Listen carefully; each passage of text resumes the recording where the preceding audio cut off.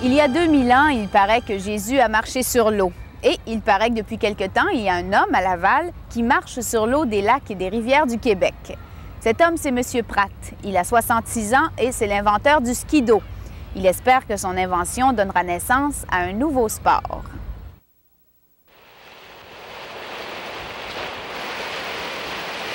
Et oui, marcher sur l'eau, n'est-ce pas le rêve de bien des gens?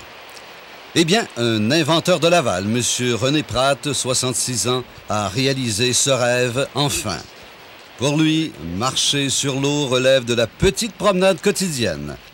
Et grâce à son invention, le ski-do, des skis qui permettent de marcher sur l'eau, M. Pratt se balade sur les lacs et les rivières, été comme hiver. Comme j'étais dans la marine, que j'ai vu beaucoup de flottes et que ça me semblait relativement facile à faire, on a réussi à marcher sur la Lune. Pourquoi ne pas marcher sur l'eau, sur la planète Terre? La flotte, il y en a partout. Aussi étonnant que cela puisse paraître, c'est grâce à la peinture que M. Pratt a inventé le ski-do.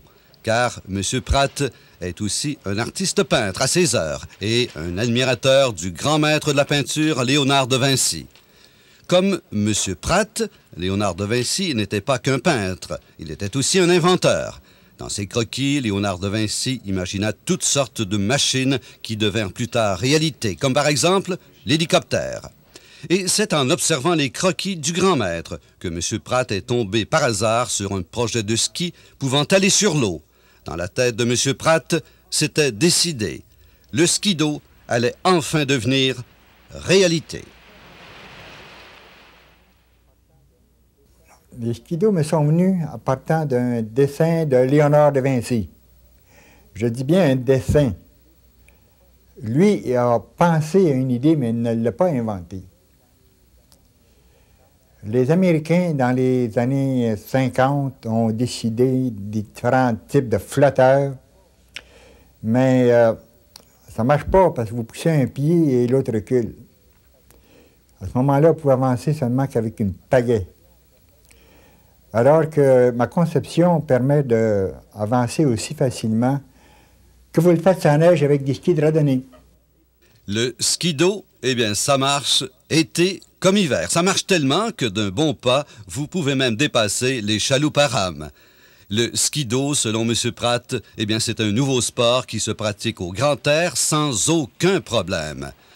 Le ski-do, c'est 2 skis, 2 bâtons, pesant en tout moins de 30 livres.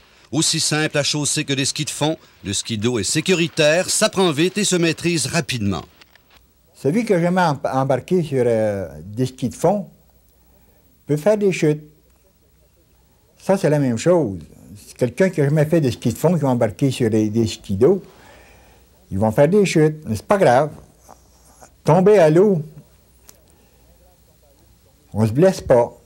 C'est moins grave de tomber à l'eau que de tomber sur de la glace ou de tomber sur du ciment, comme avec les rouliers roulants.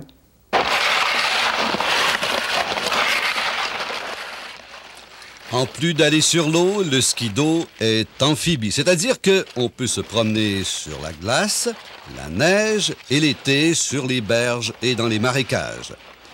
Âgé de 66 ans, M. Pratt est convaincu que le ski-do peut devenir un nouveau sport qui peut se pratiquer seul, en groupe ou en famille, au plus grand plaisir de tout le monde. Le problème de M. Pratt, c'est la mise en marché. Pour rendre ce sport populaire, il faut produire et vendre le ski-do à un prix accessible à tous, bien sûr. Le ski-do pourrait devenir un nouveau sport si on réussit à le fabriquer tel que je le souhaite, à un prix où on pourrait le détailler entre 500 et 600 $ la paire. Pour les skis et les bâtons, maximum. Des accessoires, ce serait optionnel. Et parlons-en donc des accessoires.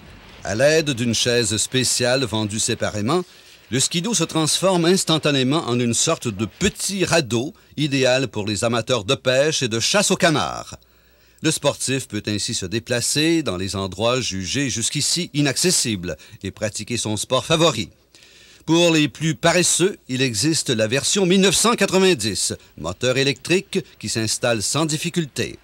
Pour actionner le moteur, une pile électrique rechargeable qui rend le tout non polluant.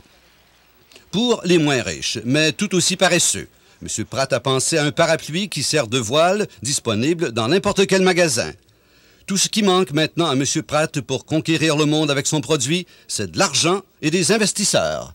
J'ai une idée qui pourrait créer des emplois. Un produit qui serait exportable dans le monde entier parce que de la flotte, il y en a dans tous les pays. Quelque chose de facile à transporter qui s'adresse à beaucoup de gens, contrairement à d'autres sports, qui serait sûrement rentable. S'il y a des gens intéressés, je suis prêt à les rencontrer. Et si l'aventure vous intéresse, René Pratt aime bien marcher à contre-courant.